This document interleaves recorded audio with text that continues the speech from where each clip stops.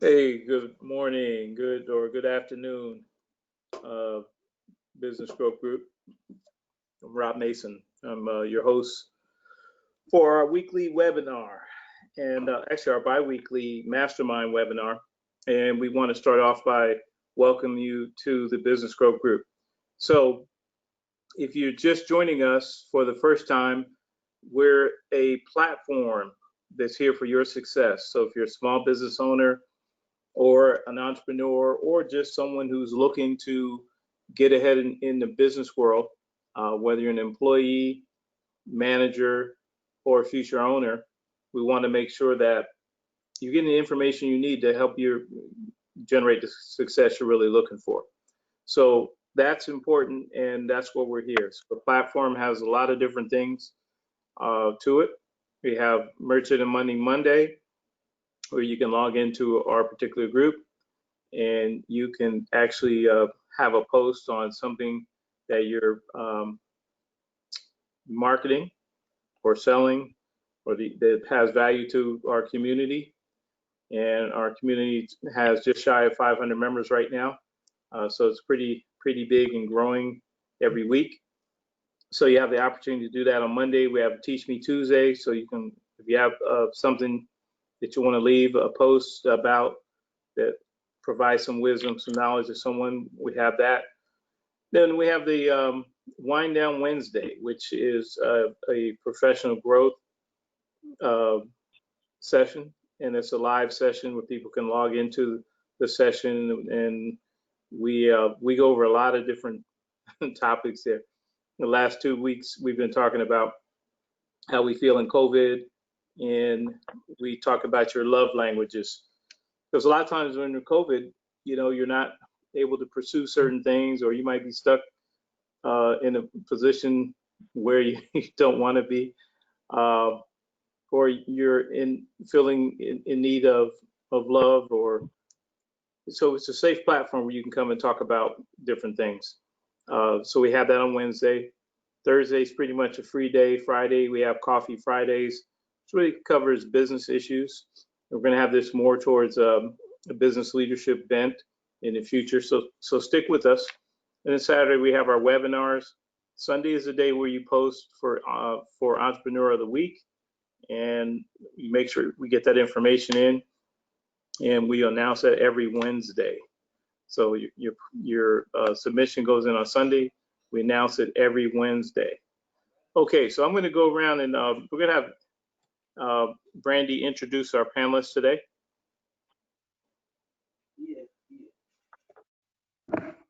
Okay. During today's webinar, we will be having Monica Moulton Williams. She is in the insurance and financial services industry. And then we have Rob Mason, entrepreneur, business coach, and investor. And last but not least, Mr. Andrew Cisneros. He is a entrepreneur and real estate consultant. All right, so that's our panel for today. And as you can tell, there's a lot of people. We have people here to have wide range of knowledge and experience. So I want to start off today. Today we're going to talk about really being an entrepreneur and the freedoms that come with entrepreneurship. I know I did some filming yesterday with Adrian Cisneros, who's Andrew's brother, and we had a pretty good session talking about entrepreneurship. And entrepreneurship has a lot of benefits, and some of the things we talk about there are freedom. Having the freedom to get up every day knowing that you're the one that has to hold yourself accountable. But then comes up with entrepreneurship is the freedom. But as I would tell my employees, freedom isn't free. You have the freedom every day to make your schedule and do the things you need to do, as long as the business is making money, as long as we are moving forward and we're not having a bunch of complaints, as long as we are meeting our goals and our objectives. That freedom is free. When freedom is not free is when we don't meet those things. So Monica, let's talk a little bit about entrepreneurship and the freedom to make those choices. And then we're going to try to connect those things back into dreams. I had a dream to do this, now I'm an entrepreneur. I'm not working for anybody else. I can do this. But how do I stitch those dreams to these particular goals?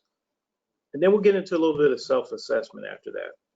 So talk to me, Monica. Let's talk about, the freedom of being your own person and being a provider of of your revenue that covers your backside. Okay, so for me, I would say the freedom of being an entrepreneur is basically, well, let's talk about, if you would, 5 rewards of being an entrepreneur. So I've worked for a Fortune 500 company, and I know that I am a workaholic. I always want to be able to do the best that I can to make the line of sight of leadership look extremely well, because if I get my team to do what they need to do, then that will help impact that section, and then the section to the division, and then the division to the enterprise. So that's how I look at it, as a line of sight. So with being an entrepreneur, the benefits I see is just similar to that, but that line of sight is me. So basically, I'm the one that's going out there, getting the connections made, building those relationships. So I'm working really hard, but I'm working just as hard for me, or sometimes as little, because when you work really hard and you get everything building upon what you want to do in terms of having that business work on its own or be able to work while you're sleeping, that's a good feeling.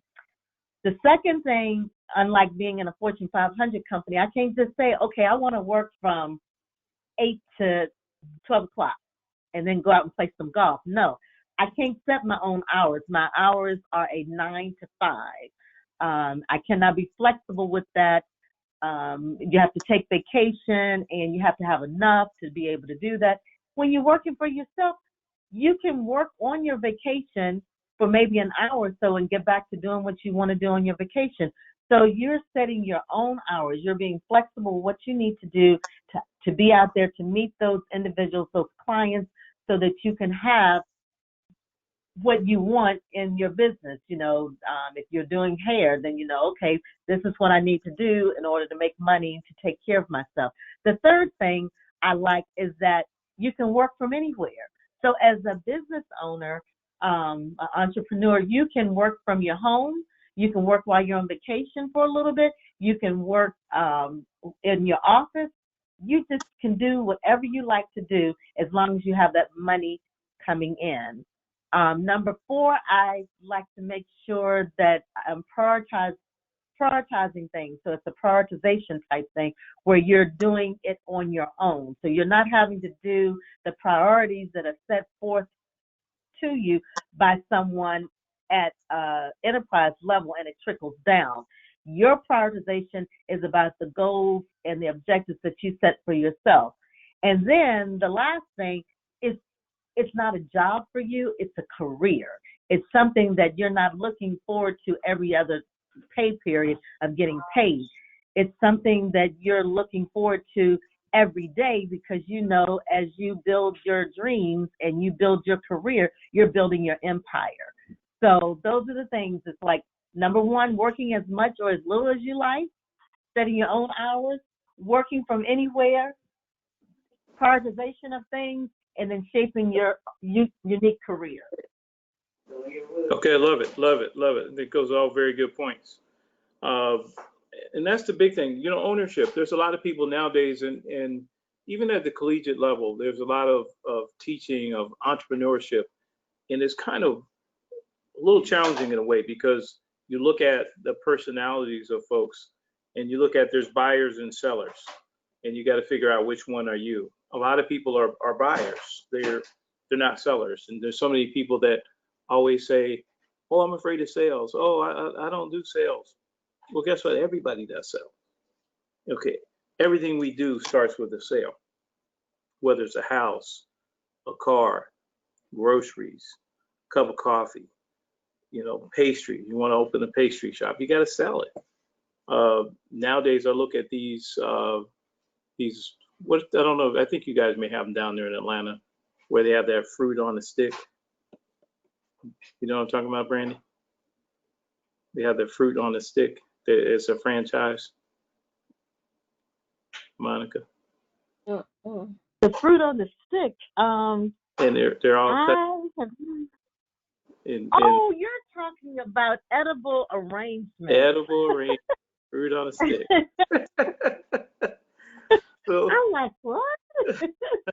so edible arrangements in places like that, if they were to just wait till people came to their location, right, Mm-hmm. and came to buy something, they would be out of business because there's not going to get enough foot traffic. They have to be able to take their gifts to other places, right?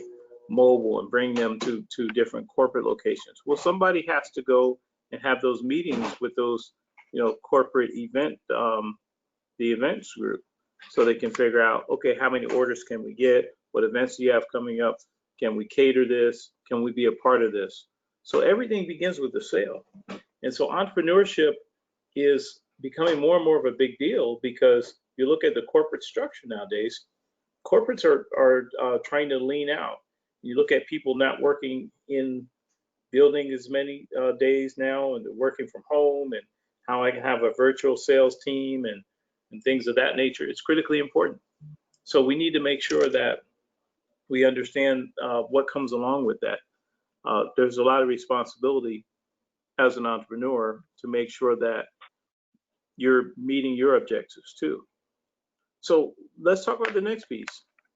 Let's talk about self-assessment. And but before we do that, let's talk about dreams.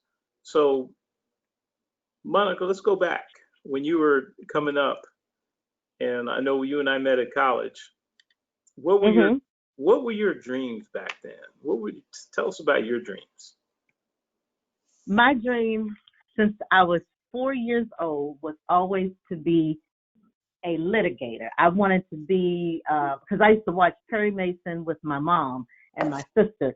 So I always wanted to, because I'm pretty animated, and I wanted to be a lawyer, to be in the courtroom and just have a lot of theatrics. Not to the point where they were going to throw me out, but I felt like, even though when you met me, you thought I was kind of shy, but I'm shy until I get to know you. When I build a relationship with you, then the walls come down. It's like peeling back an onion. People get to know me, and they think, oh my gosh, she's really cool, she's crazy, and stuff like that. So I always felt like I would have been a great lawyer, and then my aspirations was to be a judge, not on the Supreme Court level, but just to be a judge in like a local community where you know everybody, and you're being very fair and transparent, and trying to help people in the community and stuff like that. So I've always had dreams of always having a community outreach, because that was how my dad and my mom raised me, to always, because you're in a position where you are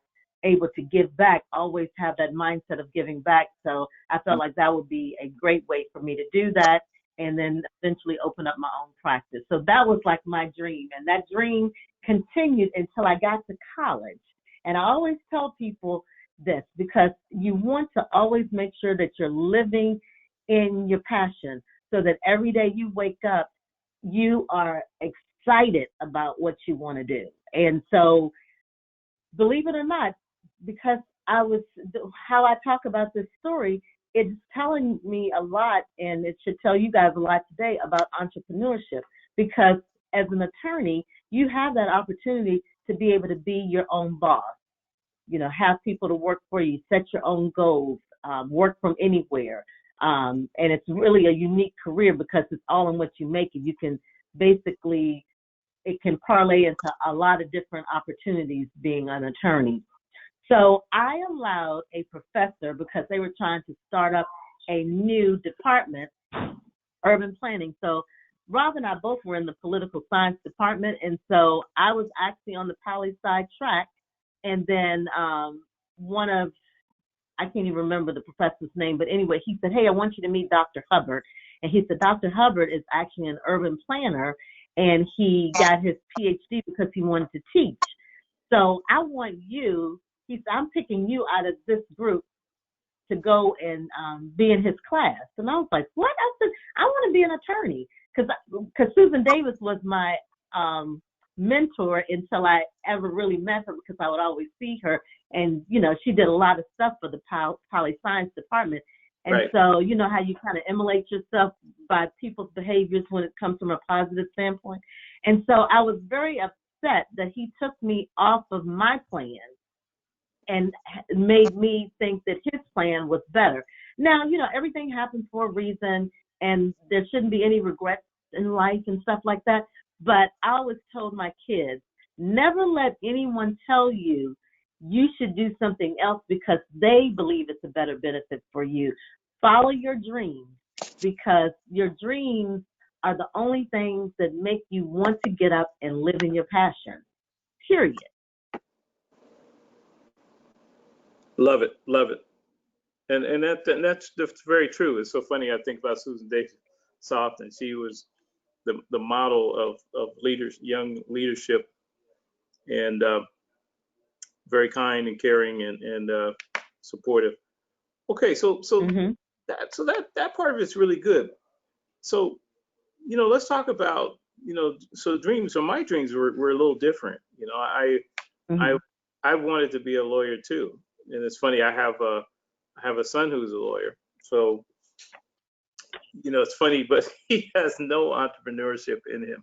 I tried to get him always to do this, and how about this? How about if you can do this for me and I'll cut your check? And he wants no part of doing anything um, in entrepreneurship. He wants to be able to, hey, I'm doing this, and this is what I'm doing, blah blah blah.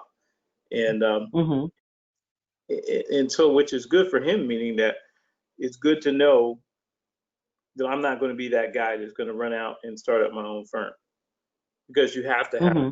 the ability to understand the financial part of it to the business part of it, and they're both wrapped together, right?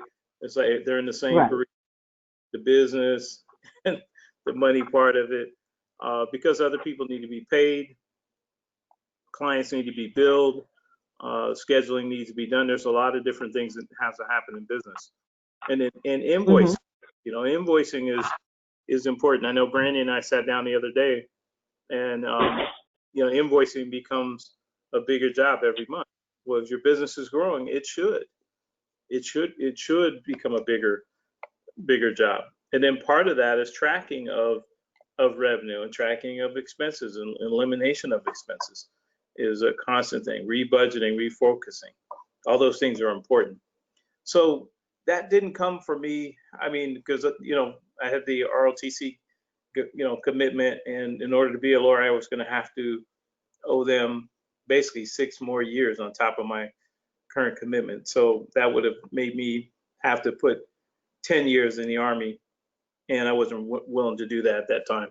So I worked on you know, going in, serving my time, getting a master's degree while I was in, and then when I got out of off of active duty, I was able to do other things, and so it worked out really well. I ended up in high tech for a number of years, and started businesses, you know, at the same time.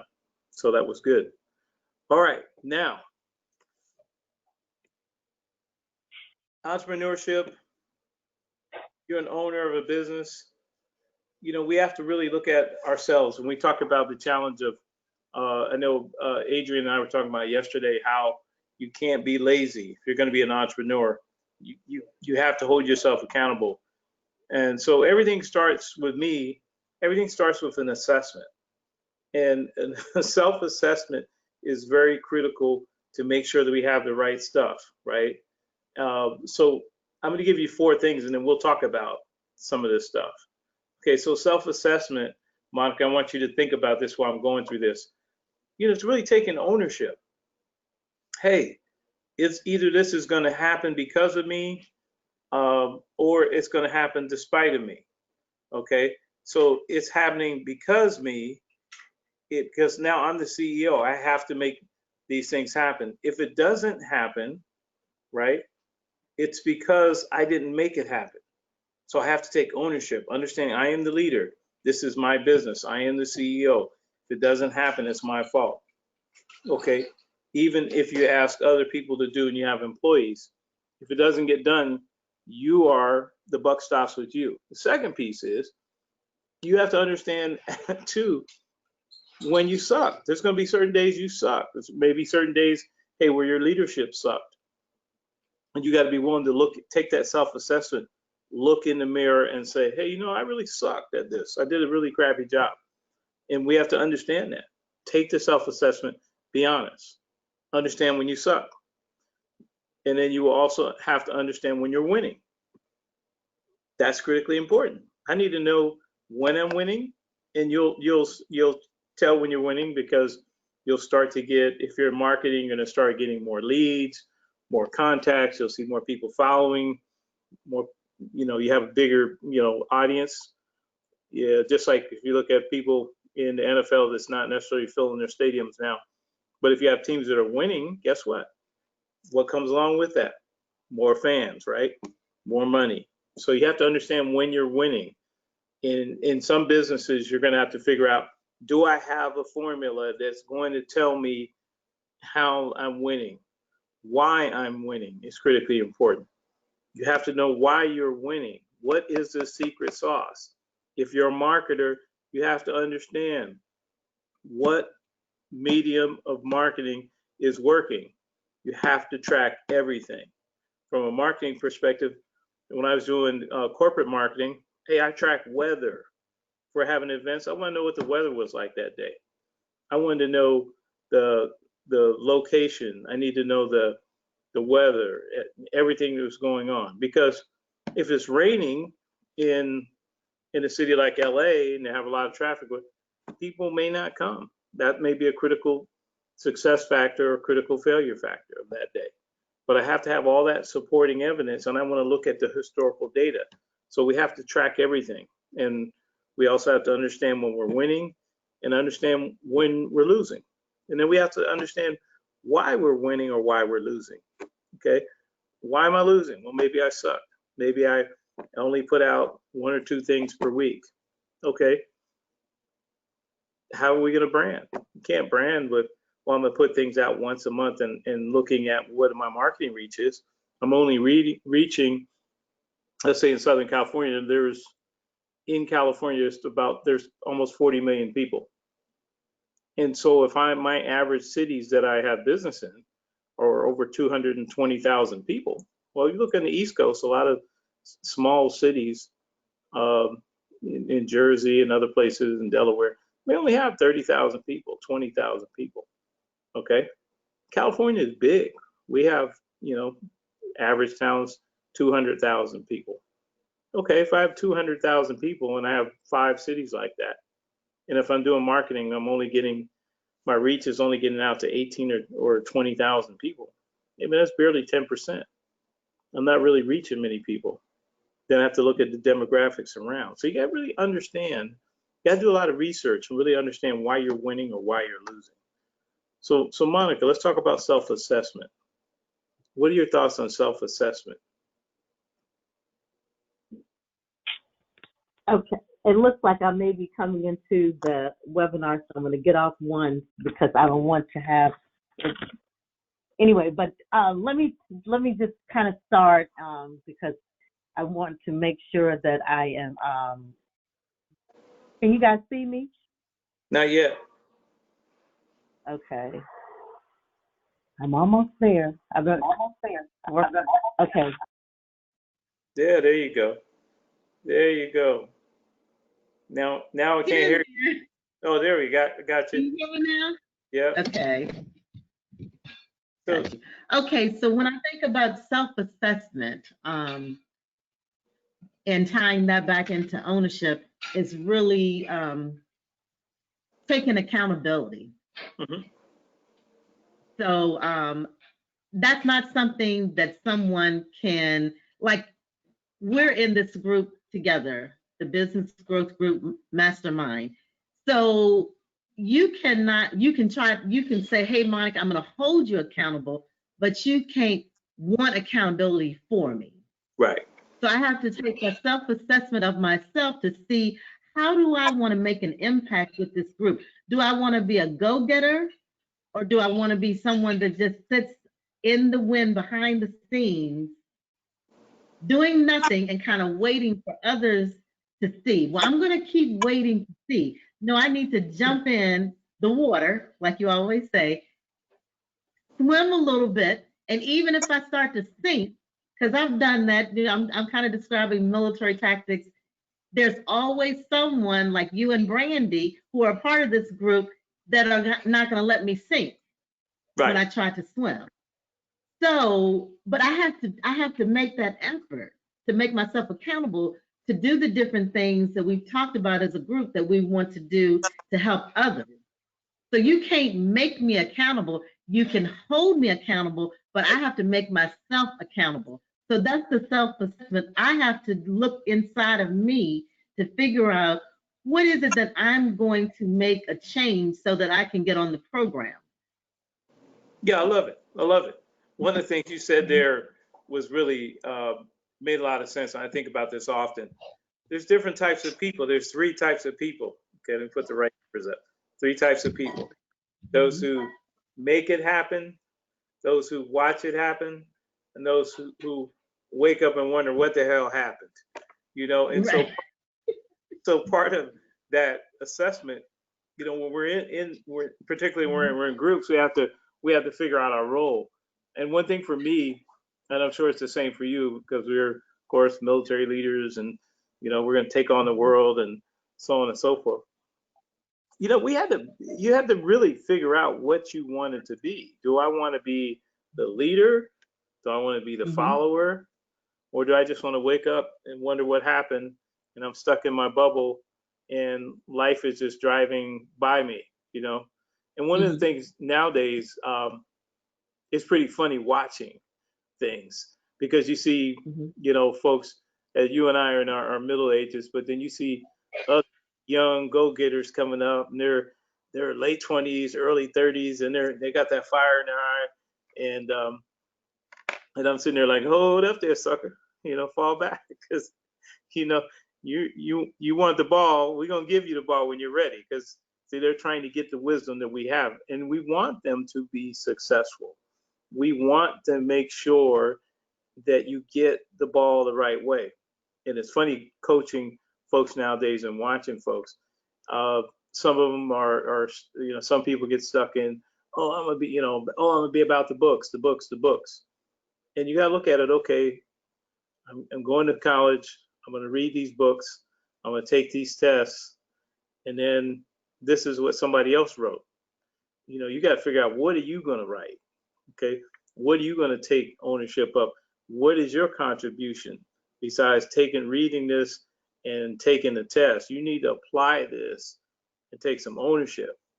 And then you got to either man up or woman up and figure out how you're going to stand up. So either I'm going to stand up as an entrepreneur and have my freedom to stand up, but I have to have that accountability and that assessment of me first. Or am I going to ride over here in the corporate market, which means I'm going to be accountable to, you know, to a group who is going to pay me, and I'm going to have to understand these milestones and these objectives. But either way you go, you don't want to be that person that wakes up, you know, I'm sitting in the back of the bus wondering, I'm not paying attention, meetings are going by, and I'm just kind of, other than to pretend to me, I'm just pretending like I don't hear anything. No, at all, you got to be engaged. If you want to win, you got to be engaged. And if you're a leader, you're gonna get some hate. Okay, if you're a leader, some folks just ain't gonna like you because you're a leader. Now look at her. She thinks she all that. Got her red lipstick on today. Right? You know this, you're gonna get some haters, right? Regardless, you know somebody gonna. Yeah, that's true. You know, and then you're gonna get some folks that are they're gonna ride with you because they usually like your leadership style, or you know they just like being around you, right? There's some folks like that, and so that's good. But everybody has to understand it's a competition either way, right? If you're an entrepreneur, it's a competition. If you're an employee, it's a competition. You're being measured against other employees. You agree? I agree. Totally. Okay. All right. Okay, so we got through that. Let's talk about, we're coming into the end of Q3, end of the third quarter of the year. And when we started this out, we were always talking about playing the long game. And the long game was going to take us into June of 2021. That gave us a year. Hey, we said, hey, man, we're in COVID. Forget about, this year is over the way you traditionally would measure it. Focus on where you're going to land on Plymouth Rock, in June and July of 2021. So that piece is critically important. So here we are at the end, almost the end of the third quarter. We got about 3 weeks left, 2.5 weeks left in this month and in the third quarter. Then we go into the fourth. So what are some good planning steps for people for that end of year and going into the new year, the new fiscal year? So talk to me about that there, Moneymaker. Well, I think because if you've been playing the long game, then you should be okay in terms of continuing a smooth process. But if you are like some people, they're waiting and now they're trying to play catch up. Right. And their long game may just be starting. Okay. Which really you don't want your long game to start in the fourth quarter. And here's the reason why. The fourth quarter has 2 months that are geared towards expenses. And those expenses are pretty much Thanksgiving. Well, let's start October, November, December. So you've got October ending with Halloween. A lot of us, those holidays start to blur together, but a lot of people spend a lot of money going to parties and things like that. Maybe not this year because there are going to be a lot of tendencies to do things virtual, but people are still going to be buying costumes, whether they go out and buy them at the store or if they get them actually coming through the mail with using Amazon or some shipping company. Then you've got November. People aren't going to stop shopping at the grocery store, so they're going to be buying up all kinds of food, and they will not social distance with family. They will bring family in. So I think that we're still going to see a lot of Thanksgiving and Christmas and New Year's, where it'll be very much a lot of expenses going out, a lot of enough stuff coming in. So if you're waiting to start your long game in the fourth quarter, it's a little too late. You need to, if you haven't started by now, you need to just probably come up with a plan and focus on making sure that day 1 of January 1st of 2021, you're ready to play that long game at the entire year. Because typically when you should get in the long game is somewhere around that 3rd month if you don't start at the beginning of the year, because you still have enough time to be able to focus, to be able to implement, and then to be able to execute. So if you want to think of it as a little acronym, because the company I work with, they always have a lot of acronyms to make people realize what they're trying to talk about at a higher level, but then it allows you to say, oh, that's what that means. I know. And it keeps that mindset of, okay, all I need to know is these 3 letters. So if you want to look at it like film, focus, execute, and what else? Oh my goodness. I'm talking so fast, but it feels like, oh my God, but it's focus, implement, and I forgot what the M was. See, I need to be writing down stuff when I'm saying this. This happens to me a lot. What did I say my M was? Come on, Brandy. Brandy, help me. Because I wrote everything else down of what Rob was saying, but I forgot. That's okay. That's all right. Just a quick way for everybody to remember how to finish up in the last quarter and start your beginning of the year. Because always remember to begin with the end in mind. Now that's the Stephen Covey quote. Right. That's one that I have been, since I started at this financial service company about 20 years ago, I took a class on critical thinking and crucial conversations. And they talked about how you begin the conversation with how you want it to go. And so like with any beginning, you don't expect the end to turn out bad. So you expect great things at the beginning, so great things can happen at the end. So that's basically what I was talking about, the focus, the execute, and whatever I meant by the M. I do apologize. I can't remember what I just said. But if you don't remember anything else, remember Stephen Covey's quote, because it pretty much aligns with my focus and execute. However you begin, that's the way you want to end. Got it. And anything in between that is like a roller coaster, because you're going to go uphill, you're going to go downhill, you're going to go around, but it always gets back to the beginning, because wherever there's an end point, there's a starting point. And you know, roller coasters, you get on, you go in those dips and turns, you get off, and then you want to get right back on. So that's how you have to basically remember how to play the long game. Is you're always going to be churning. Yeah. Constantly. Absolutely. You gotta stay churning, because if you're not churning, you're not gaining any clients. And if you're not gaining any clients, then you're gonna go stagnant. And if you go stagnant, then what happens? You go bankrupt, you die. And so that's not the point here. So always be churning. And a lot of times you can't depend on others to churn for you. You have to be the one that's churning. So that goes back to that assessment. That's a self-assessment and holding yourself accountable. Because I've learned through working in Fortune 500 companies, I've learned in working with government, learned in the military, you can't want something more than that person wants it themselves. Right. Love it. That means everything right there. Mm-hmm. So Andrew, Andrew's our other collaborator here. We're coming into the end of the year, man. We're 2 weeks from wrapping up Q3 and going into the fourth quarter. We're playing the long game. Playing the long game, brother. Any planning or any other things that you want to throw in there? Some good trips or trip. Yes, sir, absolutely. Just want to make sure you can hear me, correct? We got you loud and clear. Perfect. Yeah, Q3 is over. 2020's been a ride. I think when it comes to this, realistically, 2021 starts today. It started yesterday. This probably should have started a couple weeks back for majority of us, but for those of us that 2021 hasn't started, I would say it starts now. And a lot of that really just comes with taking the time to really be real with ourselves. I think that it's very easy.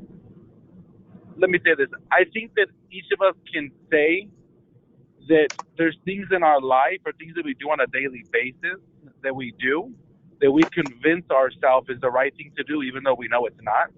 Okay. We convince ourselves that we're better than we really are. We convince ourselves that it's okay to, set the bar down a little bit. It's okay to sleep in 5 days a week. We can convince ourselves that those things are normal and okay. And I think that in order to get going and start 2021 today, it's really being real with yourself and saying, hey, am I really happy with where I'm at? Spiritually, emotionally, financially, is my mom and dad where I need them to be? Is my wife where I need her to be? My kids. For those of us that aren't married, hey, whatever it is that drives you, whatever it is that you feel is your why, are you satisfied? My dad always told me growing up is that as long as you can lay your head down every night to rest and you know that you wouldn't have done anything different, that you gave it all you got for that particular day, then if tomorrow never came, then that's all right. So I live my life by that. And especially when it comes down to plan for the next quarter, the next year, the next 12, 24 months, I keep that heavy because I need to know that, hey, am I truly happy with where I'm at? And can I do better? Can I do more? And then surrounding yourself with mentors, with coaches, with peers that really, really want to drive the best out of 2021 and for the rest of their lives. Because realistically, I mean, we only are what we surround ourselves with. So we're not surrounding ourselves with those that want more, the world changers, the ones that want to shake up the industries and the next generations. I think that's key. And a lot of the times that's missed because, one, again, it goes back to us not being real with ourselves because we don't want to face the reality of, hey, I need to stop. I need to get this together. I'm not okay, with only having $500 in my savings account. I was telling my dad today, I said, it's so crazy to me that if you put us in a room with 10 people, then only 7 of us really have enough to save for a small emergency. Like that it blows my mind. You know, I was kind of going through those scenarios, and I say I'm satisfied with where I'm at for now, but Mhm. this is not where I want to be. This isn't the end goal. And you know, Right. today was one of those days where I sat down with my pops and my brother, and we had a real, I call it a come to Jesus. No, it makes sense. Really makes a lot of sense. And I like what you said about being real, because that's where it all starts, right? Being real and in that self-assessment. You know, there's times where, you know, I remember teaching different classes and stuff. I'm sitting there and thinking, I'm not reaching these dudes. They're you know, they're hearing me, but they're not hearing me. So then I would go and just change everything up. I didn't wait on them and just keep trying to browbeat them with the information. I had to come Yeah. back and had to change the recipe. And once I changed the recipe, it clicked with them. And it was funny because I would have these events that I would do at the end of the semester, and we go out and have some pizza and wings and chop it up. And the guy was one of the students said, "Hey," he said, "what did you do?" He said, "Because you just changed everything and something just clicked, and we just all got a chance to really understand." And I said, "You know, really, I had to really doing a self-assessment on me, what I was putting out. You know, the information was still the same. I just had to give it to you in a way that you can digest it. But that starts with ourselves too, trying to be real with where we are and where we're going. So I'm gonna come back to you on another thing, Drew. Talking about mentoring and coaches and how important that is, because that's the direction we're going to be going in, as you know. Yeah, no, absolutely. I think I think realistically, it sounds so cliche to everybody, or because society has made that idea so cliche of, oh, you really don't need a mentor, you don't really need a coach, you just need to be disciplined in your own ways, and you need to run your own race. I agree, run your own race. I agree, be disciplined. But realistically, if that was the case, we would all be very wealthy, and we would all have everything we need, right? We would be exactly where we want to be, but the reality is that we're not. And we're not because we're naturally lazy. Human nature is to be lazy, complacent, settle, one, not be real with ourselves. Human nature likes to feel good. And sometimes when you put yourself in that environment of true mentorship, true coaching, true camaraderie of hey, next level thinking, it's so uncomfortable. It's so uncomfortable that a lot of people don't want to feel that anymore because they want to feel good, you know. And in order Right. to feel good, I'm going to stay where I'm at because I don't want to measure myself up to somebody else. I don't want to have to think about having to go on a budget even more to invest into my business. I don't want to have to think about going to bed at 10 o'clock at night so I can be up by 4:30 in the morning. You know, a lot of the times we don't want to deal with it, so we don't. So we sell out to the idea of, hey, I don't need that. I don't need mentorship. I don't need nobody. I just need me, because everybody's out to get me anyways, or I'm going to get mine by any means necessary. Yeah, that's true, but you naturally, we don't know what we don't know. And if I don't know what I don't know, then how can I get to the next level? Well, mentorship, coaching, friendships, networking, resources, those things will allow you to see blind spots in your everyday life that we naturally can't see because we're too busy lying to ourselves because we'd rather feel good. We'd rather pat ourselves on the back and look at our fourth place award than, you know, walk up on stage and take that first place, because that took true coaching. That took true humility. That took me to take my pride and put it down and say, hey, I want to be uncomfortable, you know, and it's really expands your mindset, because for a long time, I mean, I'll be very transparent. For a long time, I was always stuck on certain numbers, right? I always wanted to chase figures in certain numbers, and to me, that was good. And then I realized that as I was reading one day, I came across an article that had to do with disappointment, and actually had to do with a sensitive topic. It was industries and professions that had the highest rating of suicide. And it was interesting to me to know that astronauts suffer among the highest in suicide, especially those that reach outer space, because their entire life they chase this idea of this goal. They chase this idea of space, of this passion, of what drives them. And then when they get there, they realize, hey, what did I compromise to get here? What did I sacrifice? Hey, I could have done things different if I didn't just, do this on my own. There was a lot of blind spots that they missed because they were just focused on what they wanted to get, which was their end goal. And where I'm getting to with it is that when you get to the finish line, the biggest question you got to ask yourself is, hey, am I going to be okay with everything that I've compromised? Right. I can't get the birthday back. I can't get the I love you phone calls from mom and dad. I can't call brother or sister and say, hey, how are you? How's life? You can't get those moments. And a lot of the times those moments are missed when we try and do things on our own, because again, we don't know what we don't know. We can't see our blind spots. So I encourage mentorship. I encourage coaching, because it really allows you to see a perspective outside of you, and it really allows you to again be humbled and to really get a different perspective, where in most cases they're saving you from the divorces, they're saving you from the heartbreak, they're saving you from the moments of regret, because they already made those mistakes. They learned those lessons. They're going to show you how to improve and get there quicker and be faster and stronger in every way. So when it comes to that topic, I highly encourage coaching and mentorship, because for me, it's changed my life. And I know for a fact that I'm a very talented individual, and just off the talent alone isn't enough to make it to where I want to go. And I need people to take me to that place. Right, because we don't know what it looks like, right? Somebody else has already been down that road, and that's what's critically important.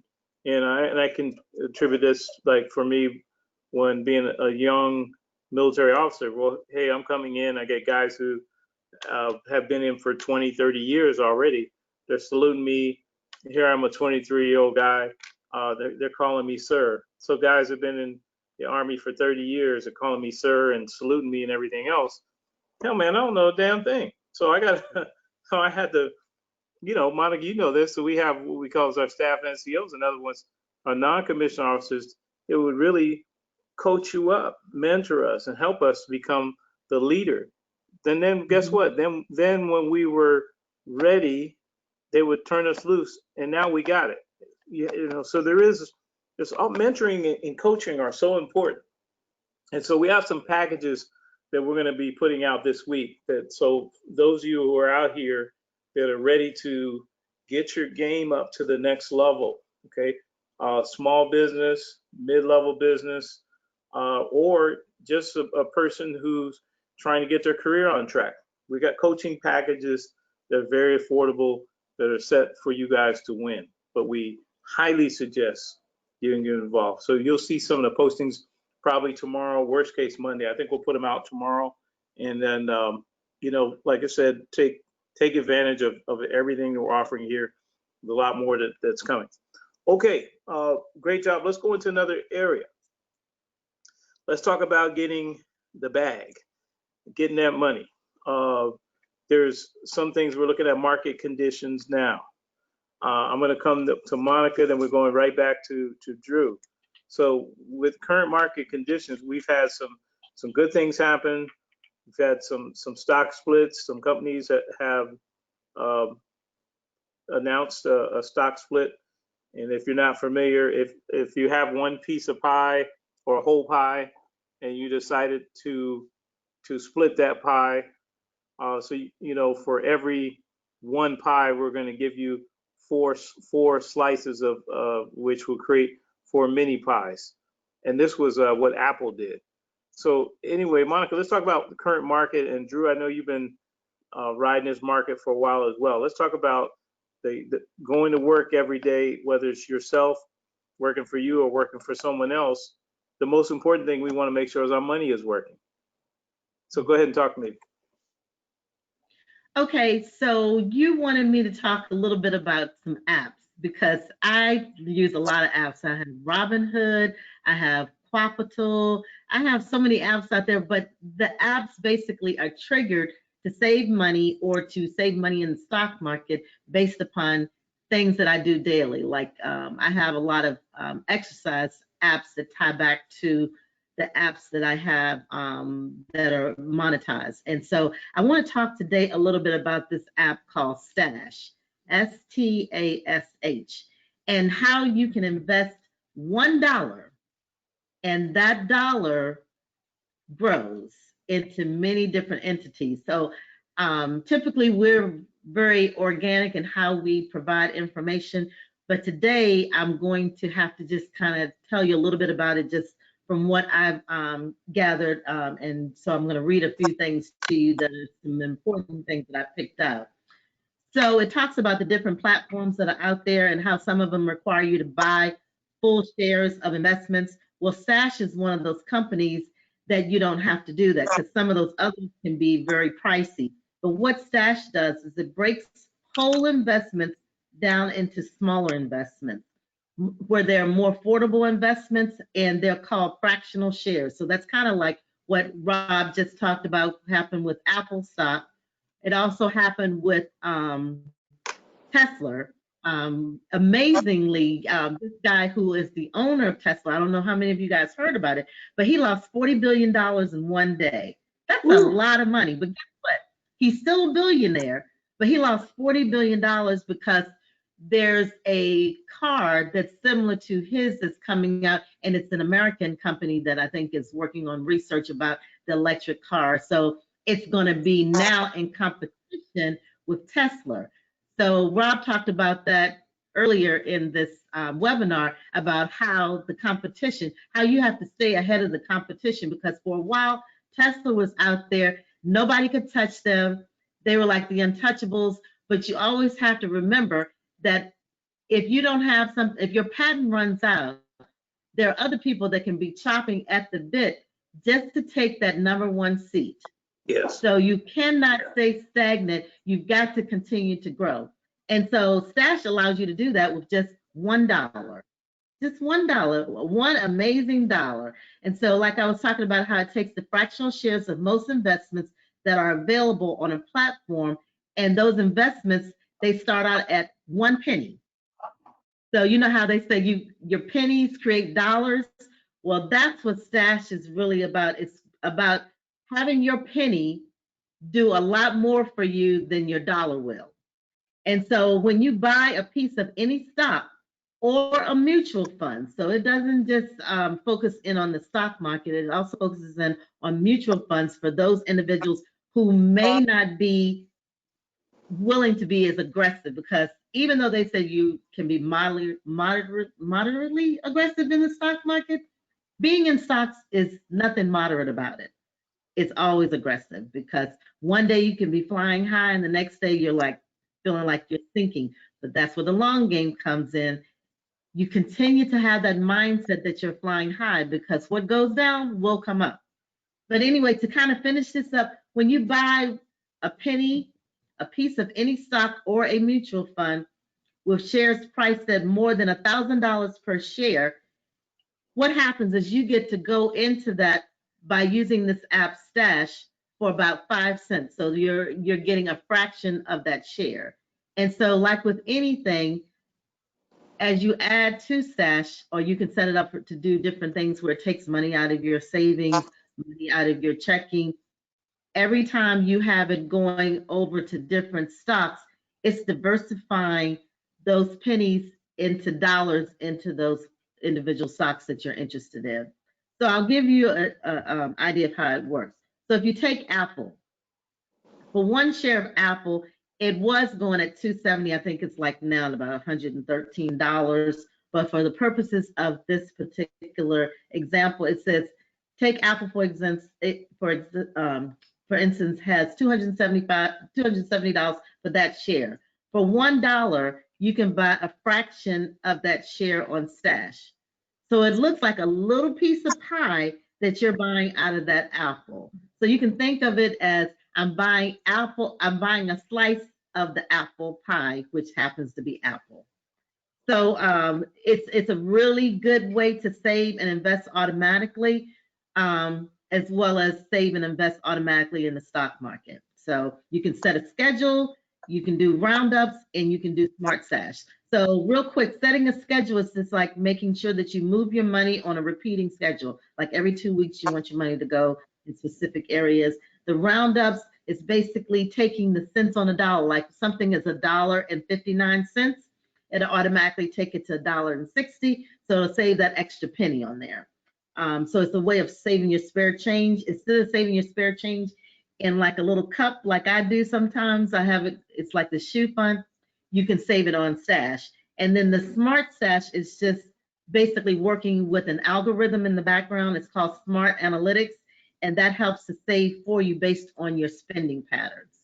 And so the last thing that I'm going to say is that you can get a debit card through that, and that allows you to tie that debit to other things that you do that actually track your spending with these analytics and this algorithm. So if you haven't checked out the app Stash, I implore you to do that because it's a really great app. I started using it and my daughter had been using it, and so she really loves it. So the young people out there definitely consider using Stash, because if you don't have a lot to invest, the little that you have can turn into something major.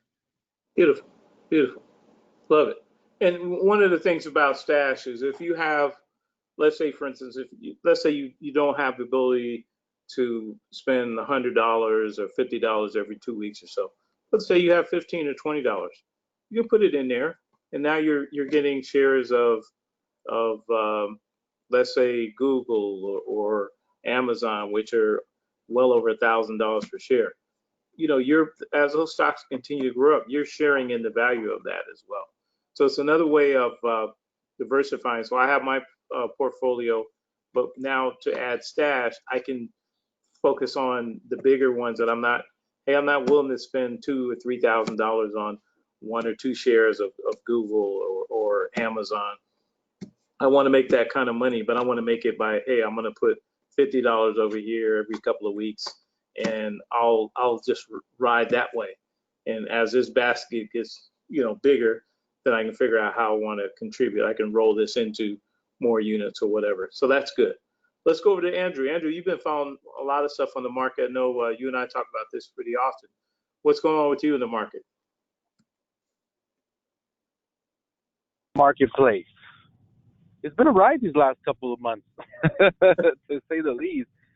One thing I can say with Marketplace is, realistically, whether you're looking to put money into investment stocks, mutual funds, options, insurance, etc., I think that one of the biggest things that everyone forgets to mention is don't be afraid of FOMO and apply risk management, right? And for those of us that don't know what FOMO is, it's the fear of missing out, right? Okay. We all see that one friend who's making 10, 15,000, $100, $500, whatever it is, in a day, in a week, in a month, whatever it may be. Most of the times we get FOMO when we're not doing that or participating or putting ourselves in the position to be able to have that, when we know that we can do it, because we're like, hey, if that friend can do it, I can do it.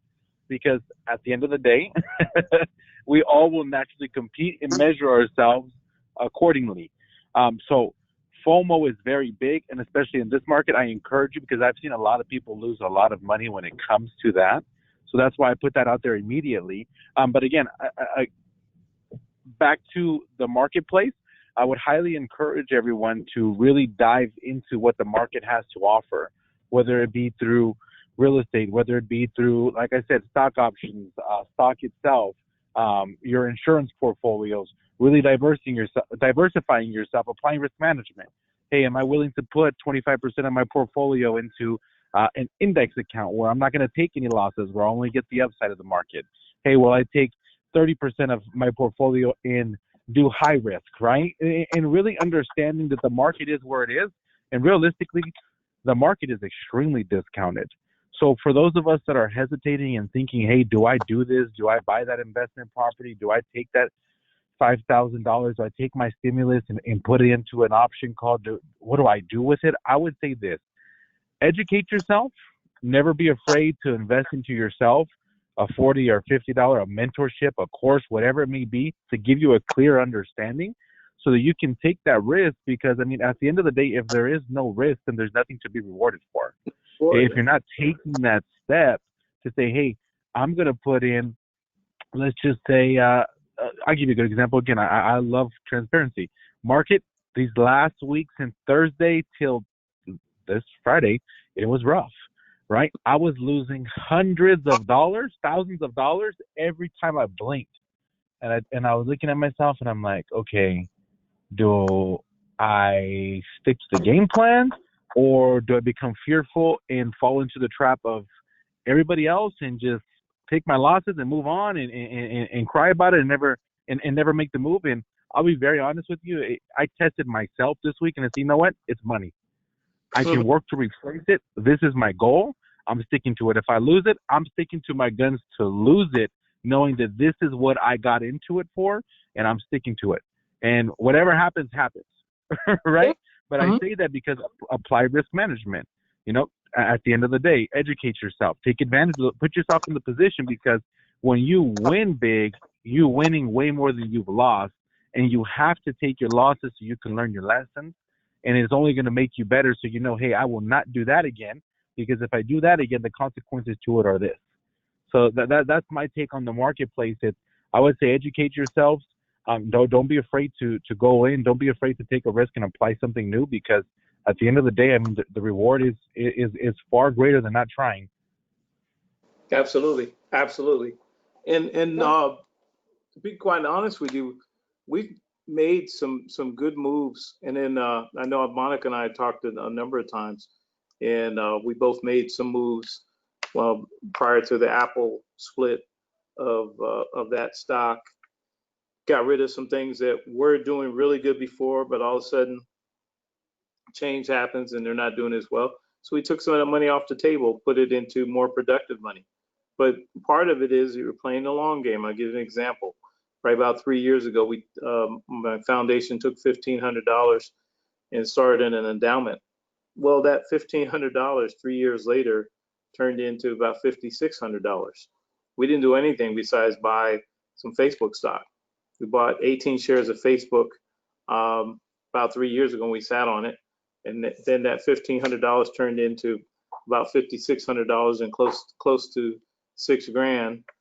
And so we said, hey, let's take 2 shares and sell 2 shares, and then we'll add $700 with it, and we'll pick up 10 shares of Apple. Well, we know that Apple, at $100, $120 in 3 years, in 2 to 3 years, it's going to be back over $400 a share. So you got to look at how much money you're making, and you play the long game. So hey, now that we're looking at these things a little bit more aggressively, we figure that, hey, we're going to go from $1,500 inside of 10 years. We're going to go from $1,500 to probably $80,000 to $90,000 or $100,000 or more in less than 10 years. And we're doing what we wanted to do. We started an endowment. We want the money to last into perpetuity, and then we'll give out 10%. We'll give out 10% of scholarships and stuff per year, and we just take that money off the top. And if we're invested in double-digit growth, hey, that means we have $100,000, and let's say we can do better than the what we could call the Standard & Poor's S&P 500. Generally gives you about 10% return over the lifetime. Let's say we get something that gets us about 12 to 15%, but we say we're going to give 10% away per year. Hey, we're making money. We're making money. We're not doing anything. We don't have to keep putting money in. The money continues to make money. All right, so we're at the end of our show, and we're going to reach out to you guys, get some things going with you this week. Look out for our announcement on our mentoring. We got some new videos. If you haven't registered yet for our YouTube site, make sure you get on there and register for the YouTube site. I think we have 8 or 9 videos. We have about 3 or 4 new ones coming out next week. So look for that. and start working on your planning. Okay, let's go around real quick. Any parting shots? Monica.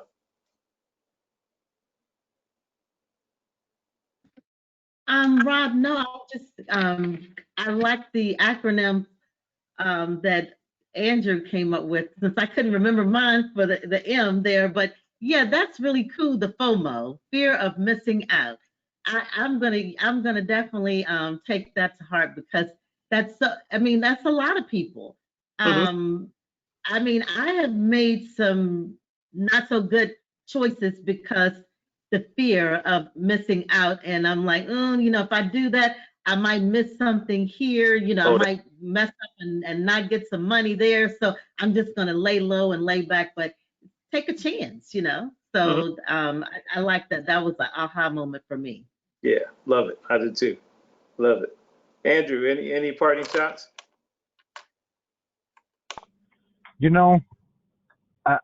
I don't, other than I strongly encourage everybody to really take, a lot of this information in, and I would say really dive in, to really go all in on you if it's something that people have been struggling with. I think that a lot of the times we go through the motions and we go through the process and we invest our time and money into, getting better like we do. We come together on these Saturdays when we can be anywhere. And a lot of the times, and I'll speak to myself at times, and a lot of the times we go through the motions, and I encourage people to, stop doubting yourself, stop having the fear, stop questioning if you're good enough, or if what you're doing is right, or are you where you're supposed to be. Stop really hesitating and putting yourself in a position to continue to be where you're at, and really free yourself from those things and allow yourself to grow, because I think that we come here all together as a family. And, I just want to say I'm grateful for this, and I encourage everyone to, really rise up, remove those things that are holding you back, and run, because at the end of the day, that's all we can do is fight for our legacies and our families. So I'm grateful for everything. I took away a lot of notes today. Awesome. All right, Brandy, you have any parting shots? You gonna close this out? No, I'm good. And don't see any questions. All righty. All right, guys. We'll everybody get back to the weekend, and thank you very much. Thank you, panelists. God bless you, and we'll talk to you soon. Sounds good. Bye-bye, everyone. All right. Bye-bye.